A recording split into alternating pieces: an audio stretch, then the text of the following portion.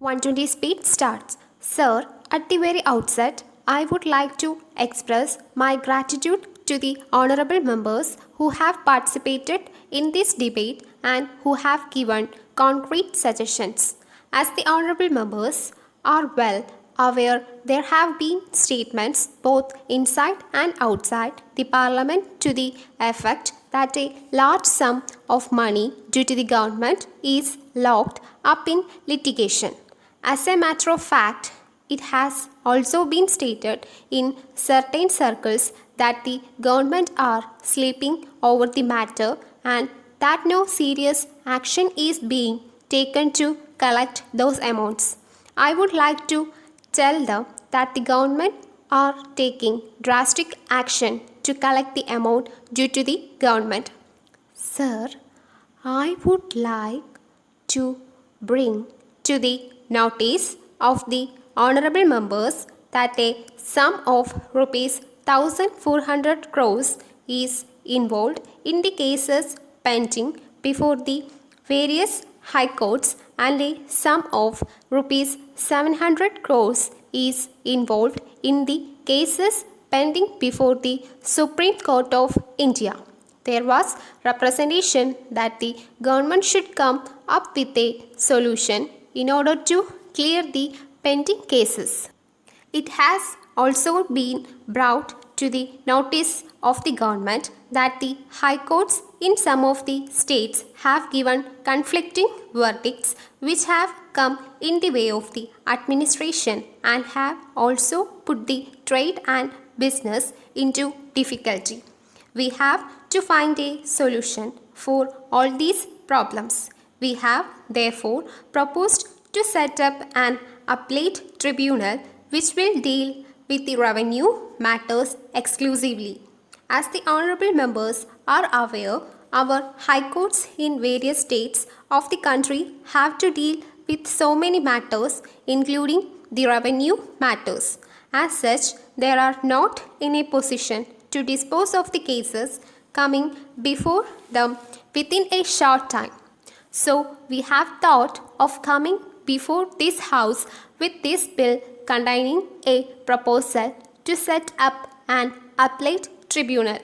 I therefore request all the honorable members to bear in mind the history that lies behind the setting up of the tribunal. In this connection, I want to tell the honorable members that this is a measure for speeding up justice. In fact, it will help trade and business as also the administration to ensure speedy disposal of cases which are pending for a long time in various high courts. Today, the resources have a vital role to play in our economy. They are required for our various developmental activities. As an honorable member rightly pointed out, if revenues which are due to the government and through the government to the nation are held up because of the pending cases before the courts, it will create difficulties.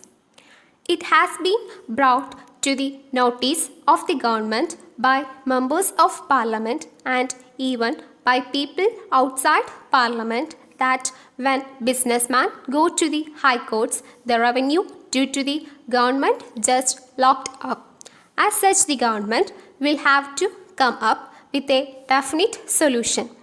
Sir, if you take into consideration all these aspects, you will realize that is in the interest of trade can also the administration to have a tribunal exclusively dealing with revenue matters. With this objective in mind, we have come up this bill for setting up a tribunal. I appreciate the concern expressed by an honorable member that we should come up with clear legislation and there should not be any deficiency. I admire this through knowledge about constitutional points. I assure him that our law ministry has taken care of this.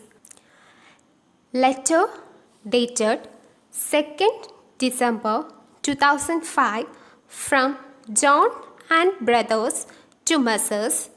Smith and Son, Patel Road, Chennai. Dear Sirs, we are in receipt of your letter of 20th November.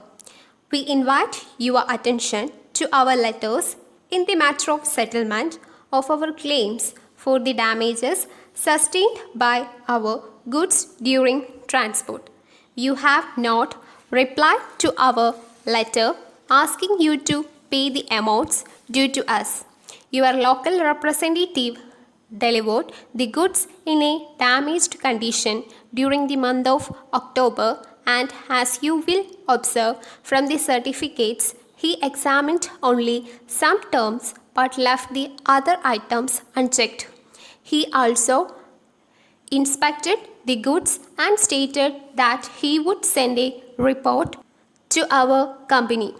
We had to prepare a list of all damaged goods together with their estimated value and prefer a claim at your local office in Bangalore before sending a notice through our lawyer.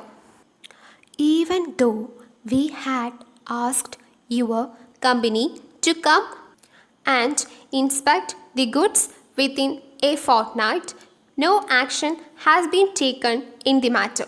In the circumstances, it was presumed that the company had no intention to conduct an inspection of the damaged goods, and therefore, in all fairness, it was hoped that the company had accepted our claim for the damages. In this case, we have insured the goods, and it is therefore necessary to survey the damage at once and compensate the loss. Yours faithfully.